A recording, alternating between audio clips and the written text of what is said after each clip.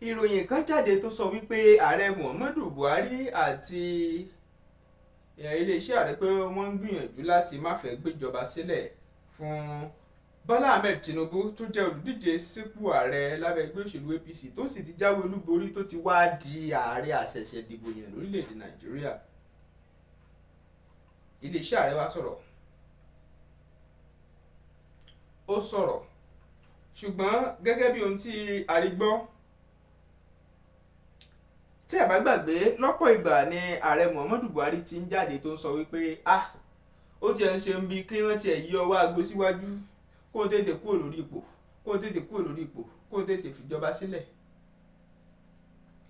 ọ̀rọ̀ táàrẹ Muhammadu Buhari ń sọ yìí ọ̀pọ̀lọpọ̀ ló ń sọ wípé ṣé lótìtọ́ àti lódodo ló jẹ́ wípé ó dénú ẹ̀. àwọn kan ní ẹ má fẹ́ kọtaná fún wa o, ẹ̀kọ́ ìṣe nǹkan mi, ẹ̀kọ́ òsì kọlà, ẹ má fẹ́ kọtaná fún ẹ̀kọ́ kọlà. àwọn míì sọ oríṣiríṣi ọ̀rọ̀, àwọn míì ní kíni ni ọ gbọ́dọ̀ gbé ìjọba sílẹ̀. n tó fi sọnù kí ló fẹ́ fi kún un. May 29 ó súnmọ́, àwa ń súnmọ́ May 29 súnmọ́ wa láìpẹ́ wọ́n mọ ibi tí nǹkan lọ. ṣùgbọ́n tí ìròyìn gbé jáde ni wípé wọ́n ní ààrẹ Muhammadu Buhari o wọ́n náà sọ pé kò fẹ́ gbéjọba sílẹ̀ fún ààrẹ àṣẹdìbò yàn Bọ́lá Ahmed Tinubu. ṣùgbọ́n nígbà tí iléeṣẹ́ ààrẹ fẹ́ sọ̀rọ̀ ó ní ìròyìn èké gbáà nìyẹn. àwọn kan ní oríṣiríṣi àwọn ìwé ìròyìn kan ló ti gbé jáde, àwọn kan ní àwọn èèyàn kan lóríṣiríṣi ló ń sọ wípé pẹ̀lú táwọn wù àti tí ààrẹ Buhari ti ń bá bọ̀ àti bó ṣe ń ṣe nǹkan àti ṣáájú kóyán tó dìbò tó fi mẹ́gbà tí wọ́n dìbò gbogbo ohun tó ṣe àti ìṣarasíwòrán rẹ̀ wọ́n ló ń ṣàfihàn wípé kò dájú kó fẹ́ gbéjọba ṣẹlẹ̀. bẹ́ẹ̀ bá sì gbàgbé lẹ́yìn ìgbà tó di wípé Bọ́lá Ahmed Tinubu jáwé olúborí ipò ààrẹ, àwọn ẹgbẹ́ òṣèlú lóríṣiríṣi bíi mọ́kàndínlógún tó tún fi mọ́ títí ẹgbẹ́ òṣèlú PDP tí Àtíkù Abubakar ti dìde àti Labour Party Peter Obi ti dìde ló jẹ́ wípé ariwo pọ̀. àwọn kan tiẹ̀ ní àníṣe Peter Obi jẹ́ kan àti Àtíkù Abubakar pèsè àwọn máa pe ìjáwé olúborí Bọ́lá Ahmed Tinubu lẹ́jọ́. ìròyìn ló sọ bẹ́ẹ̀, mo dẹ̀ ń kà á jáde níbí báwọn máa pè lẹ́jọ́. pẹ̀lú gbogbo eléyìí àwọn èèyàn kan ti wá ń sọ pé àníṣe ká mọ̀ tara wa jẹ, àwọn ò rò pé ààrẹ Buhari fẹ́ gbéjọba sílẹ̀ pẹ̀lú gbogbo ọ̀rọ̀ owó, pẹ̀lú gbogbo ohun tójú rí. ọ̀rọ̀ mọ̀ wá rèé o.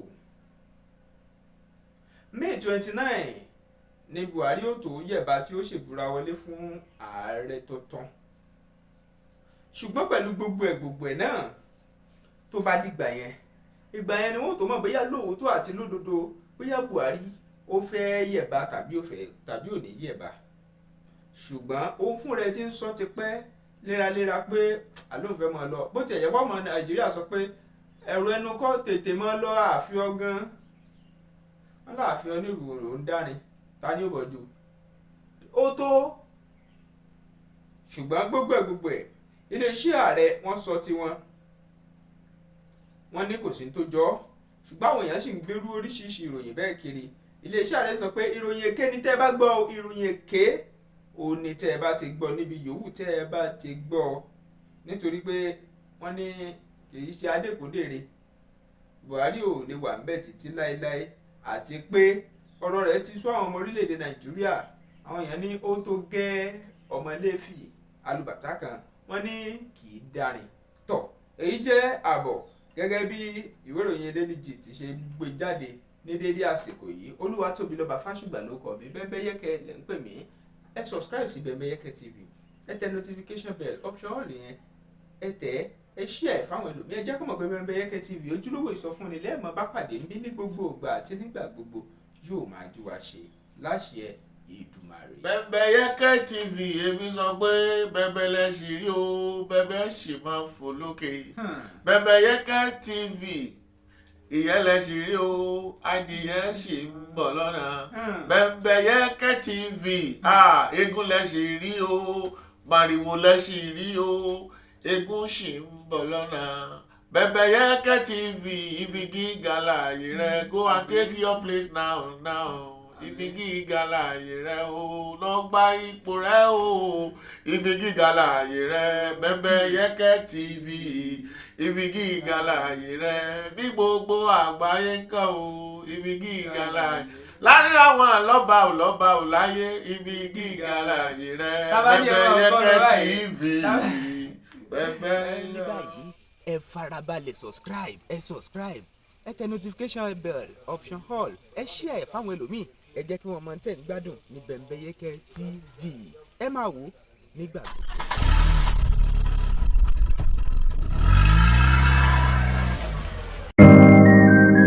Flash Express Logistics Services has gone far, even beyond your imagination, to serve you better in Ibadan and beyond.